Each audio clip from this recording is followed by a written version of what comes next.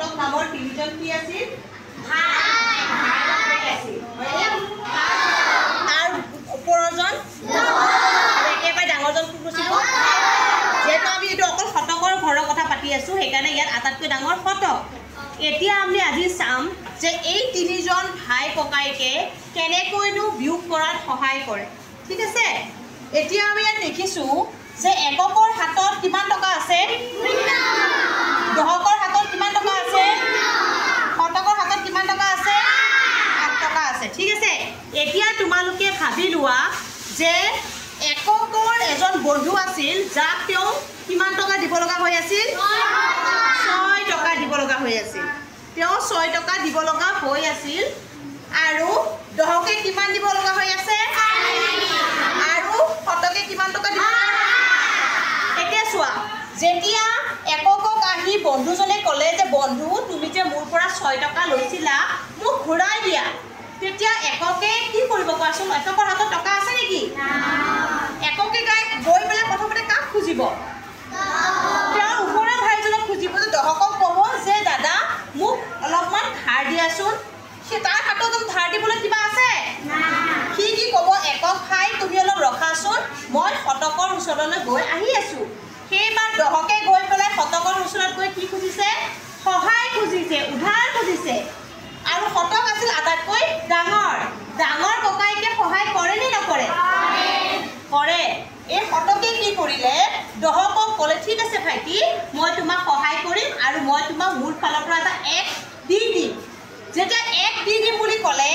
ইয়াতে 1 দি বুলি কোৱাৰ লগে লগে দহকে ভাবিলে যে 1 টকাটো দিলে নহ'ব কাৰণ মই মোৰ ভাইটিকো দিব আছে গতিকে 1 টকা দি কেনেকৈ হ'ব তেতিয়া শতকে হাঁহি পেলাই কৈছিল যে ভাইটি তুমি ভয় নকৰিবা তোমাক মই 1 টকা অকল 1 টকা হিচাপে নিদিম মই তোমাক 1 টকাটো আগত বহুৱাই দিম কিমান হৈ গ'ল 10 হৈ গ'ল এতিয়া 10 টকাটো বেছি নে কম বেছি এই 10 টকাটোৰ পৰা এইবাৰ দহকে কি কৰিলে নিজৰ ভাইক এককক 1 টকা এটা দি দিলে কেনেকৈ দিলে এইবাৰো আগত দি দিলে ইয়াৰ লগে লগে এককৰ হাতত কিমান হৈ গ'ল 10 হৈ গ'ল আচ্ছা এই যে দহকৰ হাতত আগতে 10 টকা আছিল কি 1 টকা দি দিলে ইয়াৰ হাতত কি 10 টকা থাকিব নেকি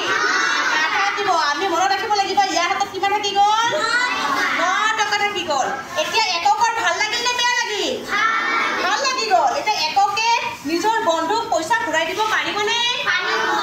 এতিয়া কোৱাচোন 10ৰ পৰা 6 গ'লে কিমান থাকিব এইটো কি হৈ গ'ল এবাৰ আমাৰ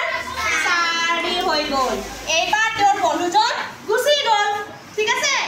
আৰু ওলোটা এককৰ হাতত কিমান টকা গ'ল ইয়াৰ হাতত আছিলে 9 টকা তেওঁ কিমান টকা দিব লগা আছিল 4 টকা দিব পাৰিবনে নোৱাৰিব কিমান টকা হ'ব 9ৰ পৰা 4 গ'লে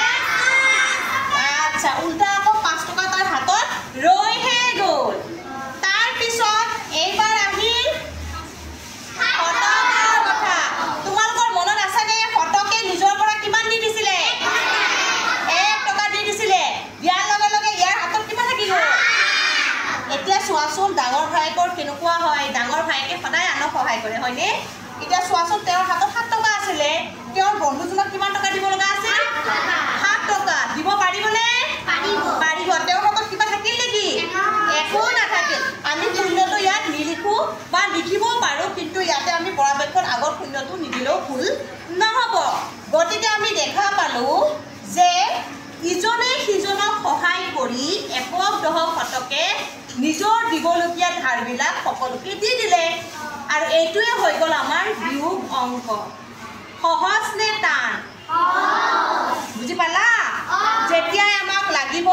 তেতিয়া এককৰ হাতত নাথাকিলে দহকক খুজিব দহকৰ হাতত নাথাকিলে শতকক খুজিব আৰু শতকে কি কৰিব প্ৰথমতে কাক দিব এককক দিব নে দহকক দিব প্ৰথম দহকক দিব অলপমান আগতে অংকটা কৰিব দিছিলোঁ তেওঁ কি কৰিছে ডাইৰেক্ট ইয়াৰ পৰা নি ইয়াক দিছে নিদিয়ে তিনিজন লাইনত আছে ন